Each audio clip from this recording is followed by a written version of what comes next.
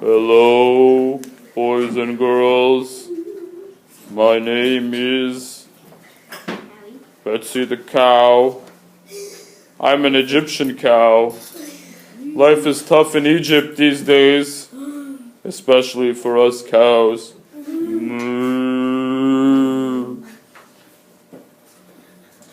Welcome to Perek Tet. That's chapter 9. Well, let me tell you what's going on in Egypt. Life is getting very difficult. Old King Pharaoh is just not listening to the Jewish leader, Moshe, and it's getting really hard with all these plagues. First was the blood, then the frogs, then the lice, then the wild animals, and now... Betsy the cow, get back to work. It's not enough those Jews stopped working, and now you're stopped working. Who are you talking to? I'm talking to the kids that are watching this video. Oh, you get back to work. I'll tell them what's going on. Hello, kids. I am an Egyptian taskmaster, and I am here to tell you about Perek Tet, that's chapter 9, what's going on in the story of the book of Shemot. Well, it's really getting very difficult over here because we had 3 plagues in this chapter. We had first plague of Dever, the cattle disease. That's why Betsy the cow is getting all nervous because of a disease with the cattle. Then the Shchin, boils, as you can see all the red bumps all over my body. That Moshe he's really bringing on those plagues hard. I hope Paro is going to let those Jews go soon. Then Bara, the plague of hail.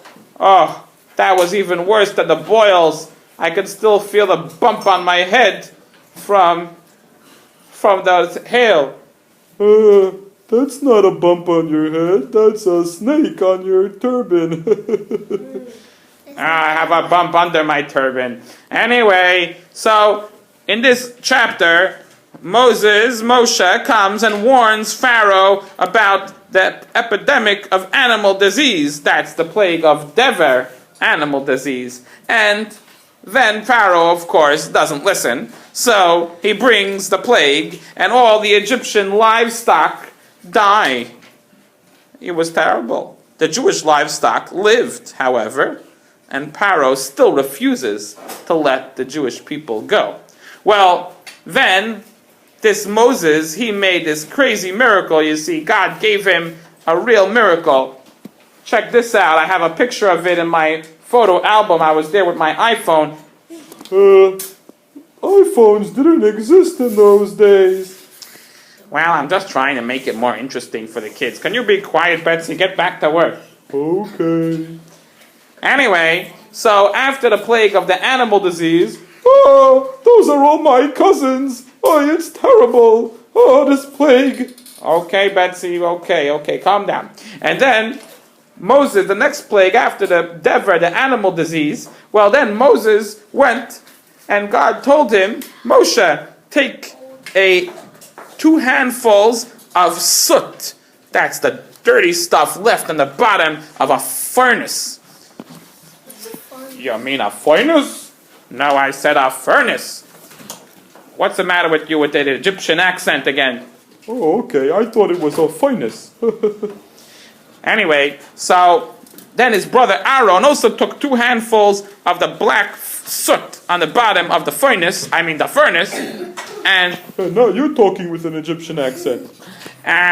Be quiet. And he put it all in Moses' hand. It was a miracle, you see, that Moses could fit all of the dirt in his hand. And then Moses took it and he threw it up to heaven.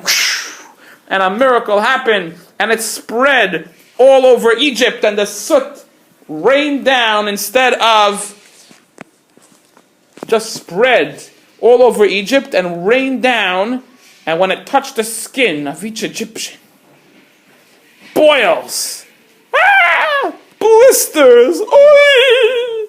started to pop out of our skin. Like I got a big one on my face. I got them all over my arms. And I have them all over my body. This is really a pain in the cow. Yep. And Paro, unbelievable. Paro was covered with boils. He still refused to let the Jews go. Huh. What happened next? Well, what happened next was that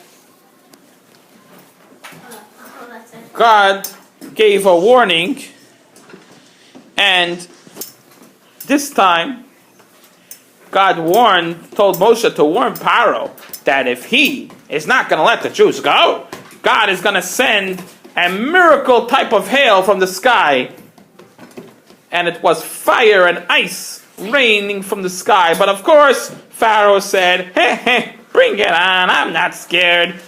This king of ours, I'm beginning to think he's a little bit crazy, or something is wrong with his heart, because he keeps on being stubborn. And then hail with ice and fire came flying down from the sky. And it was crazy. And the whole Egypt was smashed to smithereens. Houses and plants and all of the food in the fields were dying, and all the plants that we worked so hard for. And finally Pharaoh showed one sign of turning normal. He came to Moshe, and Pharaoh said, Oi! He said, Achapam Hashem Atzadik Va'ani Harashayim. He said, this time Hashem is the righteous one, and I and my nation are the wicked. So Pharaoh admitted that he was guilty.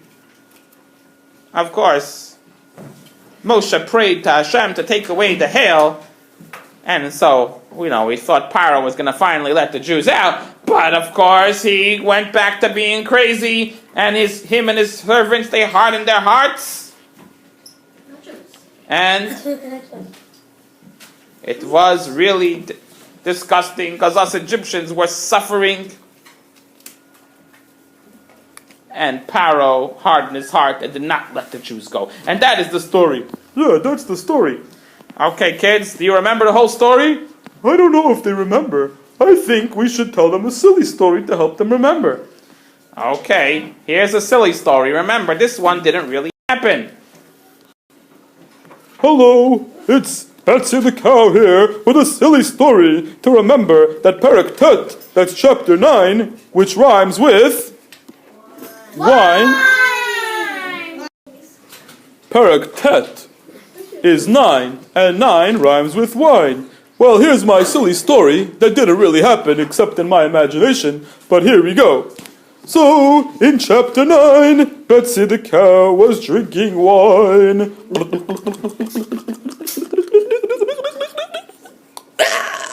Oh, too much wine for a cow. All the cows fell down and died the cattle disease of Dever. Oh, this is a terrible plague. We shouldn't have drank so much wine. Oh. Well, the next plague in chapter 9, which rhymes with wine, was Moses took red wine and poured it all over the Egyptians. Oh, Moses, stop pouring red wine all over us Egyptians. Moses is pouring wine all over me. Ew, gross, it's sticky, it's gooey. Oh no, now I'm left with these boils, these red boils that are the color of wine all over my body. Ew. That'll happen in chapter 9, which rhymes with wine. And then finally, oh, I get it. And then the Egyptians were so in pain that they were trying to drink wine to forget about their troubles. And so I was drinking wine one day. Ooh, I feel so tipsy. I think I'm gonna go take a rest. Ah! What's that flying from the sky? It's wine-colored hailstones! It's crazy! I must have drank too much wine. Hey, did you faint? Huh? What's going on? What's going on? Oh, I think he fainted. Too much wine. But it's really true. The hail did really fly down from the sky. And that is the end of chapter 9, which rhymes with wine. Thank you for watching, and remember, that was really a silly story that didn't really happen.